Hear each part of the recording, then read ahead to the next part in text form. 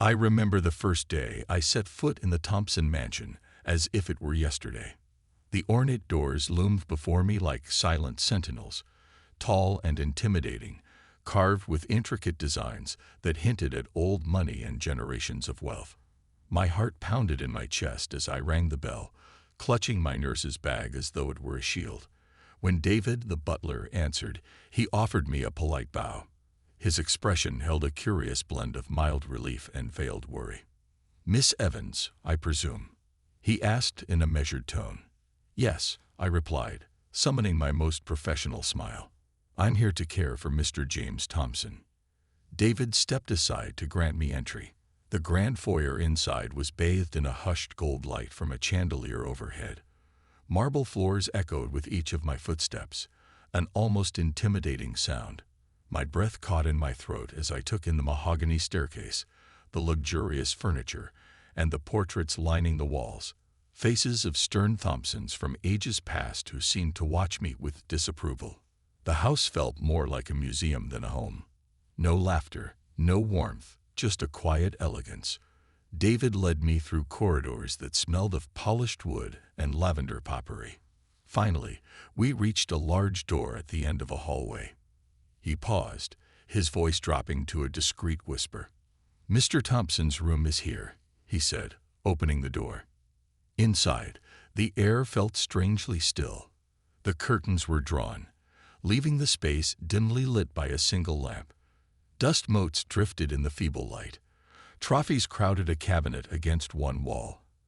Evidence of athletic achievements, perhaps, and pictures of James with horses, smiling alongside friends and colleagues, adorned nearby shelves. Each photo seemed faded, robbed of its color and vibrancy. And there lay James Thompson, rigid and motionless in a hospital bed.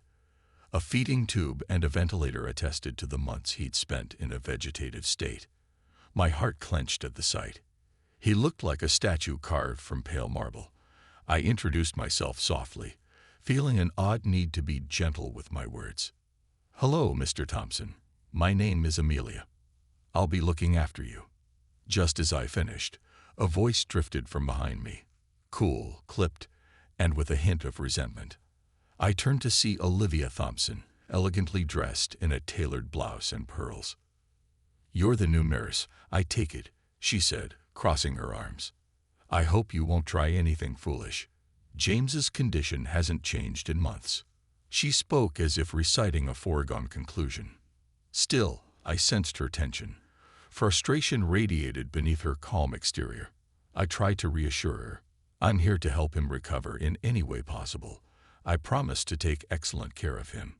Olivia merely nodded before leaving the room, as though she had already dismissed me.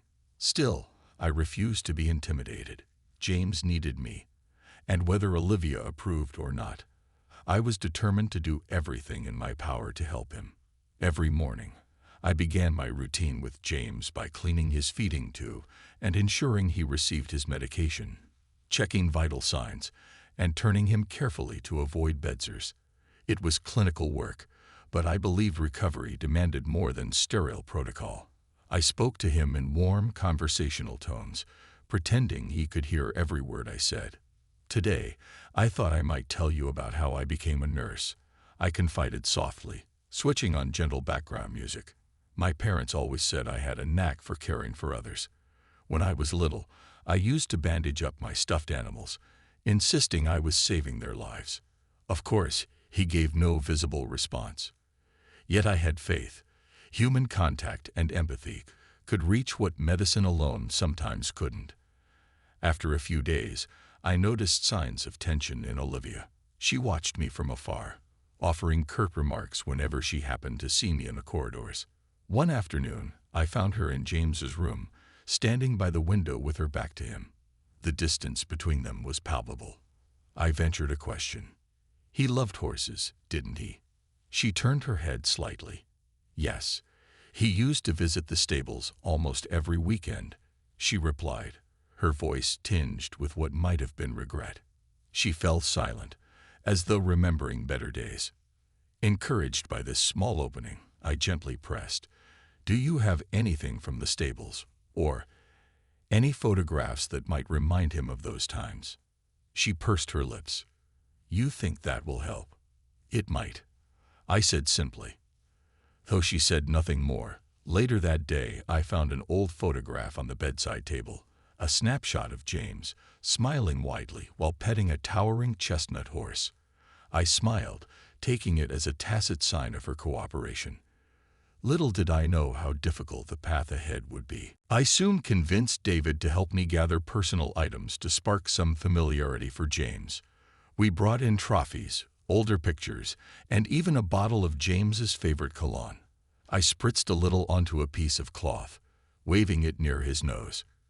Can you smell that, Mr. Thompson? I asked, my voice tinged with hope. Day after day, still nothing. But I refused to relent.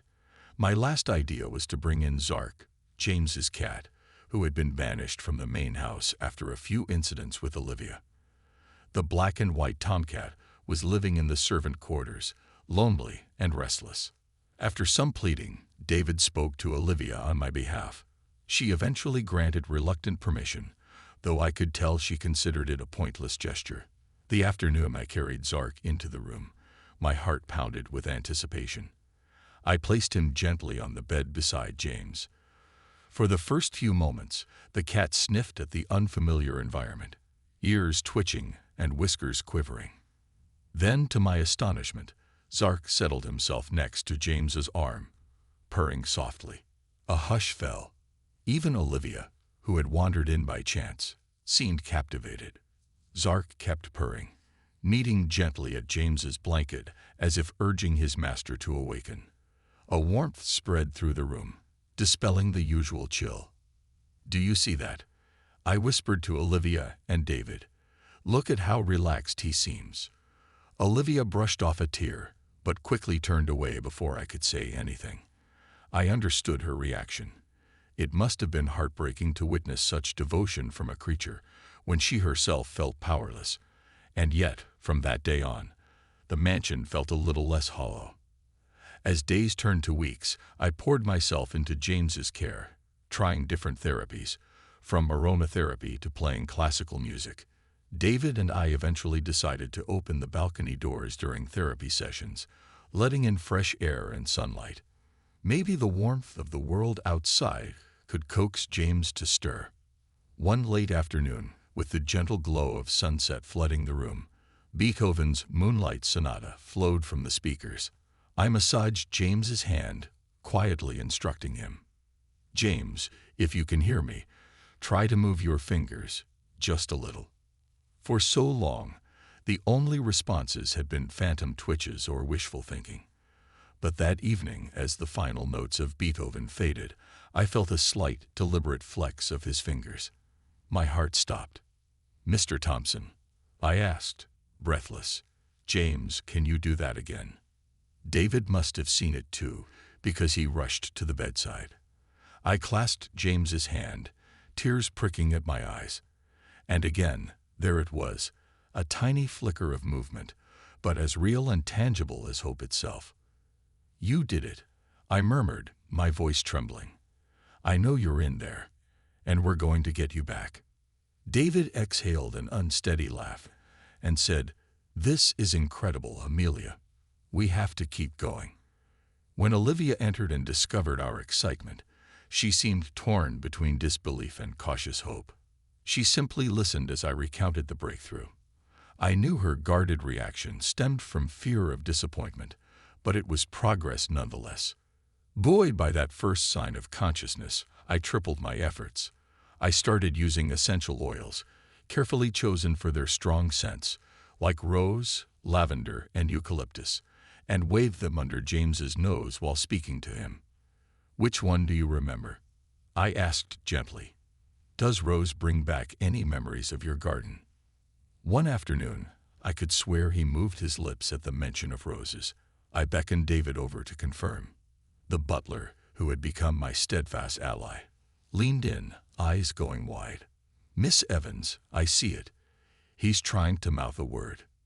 That moment, fleeting though it was, brought an overwhelming flood of gratitude. Each tiny improvement felt like a miracle in slow motion. When I reported the progress to Olivia, she listened with a new light in her eyes. Still, she maintained a wall around her emotions, perhaps out of self-preservation. To further spark James's mind, I asked Olivia about places he loved. It turned out James was passionate about horses. He visited an equestrian center regularly before his accident. It dawned on me that returning him to the environment he cherished might break through some deep mental barrier.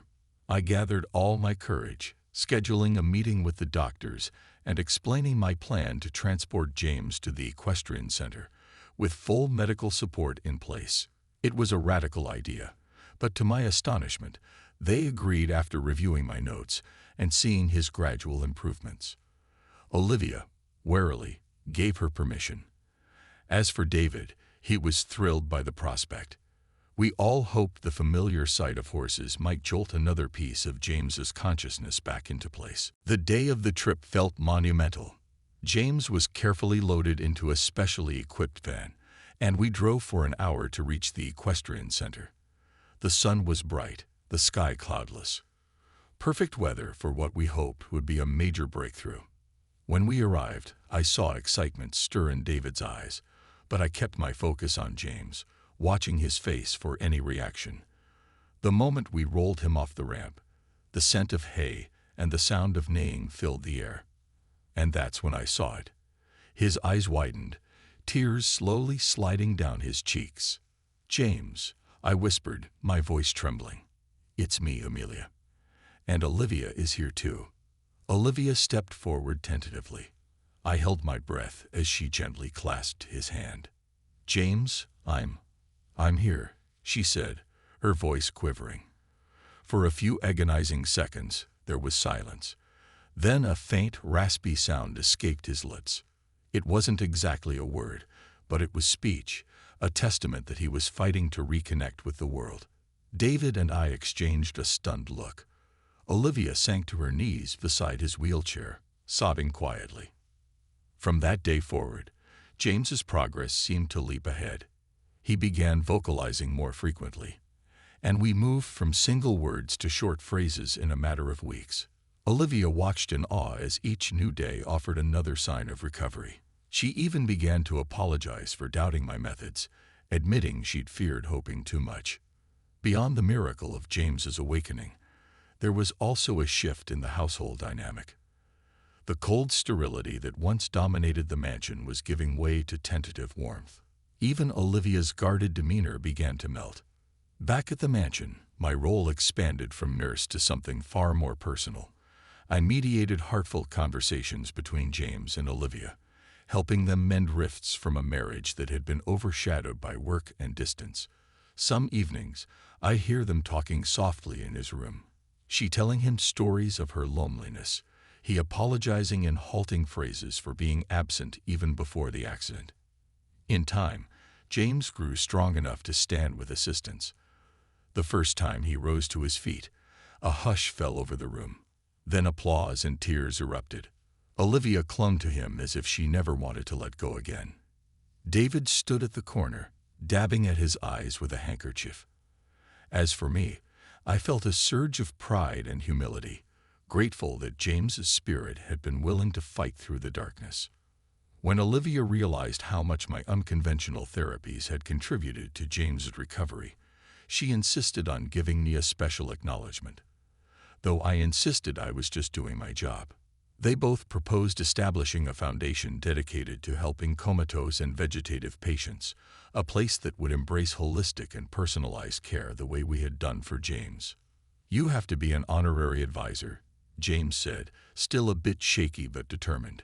"This foundation won't just carry our name, it'll carry yours." I smiled, deeply moved.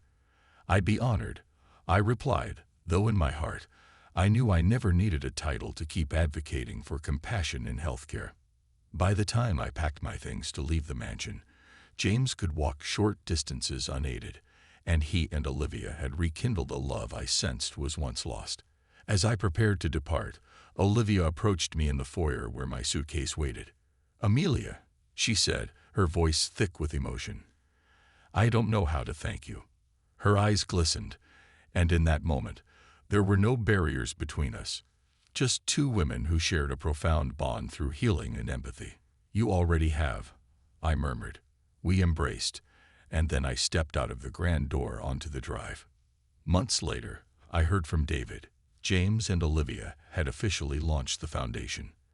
They'd placed my portrait in the lobby to honor my unwavering belief in a man many considered lost. The story of James Thompson's recovery spread, inspiring countless others to trust in the power of hope and love. Whenever I think of the Thompsons' mansion now, I don't recall the cold marble floors or the muted corridors. I picture James standing tall in a sunlit room, Olivia by his side, Zark purring contentedly at his feet. I feel the warmth of redemption and second chances, and I remind myself that sometimes a single act of compassion can transform not just one life, but many. And that is the miracle I carry with me, always.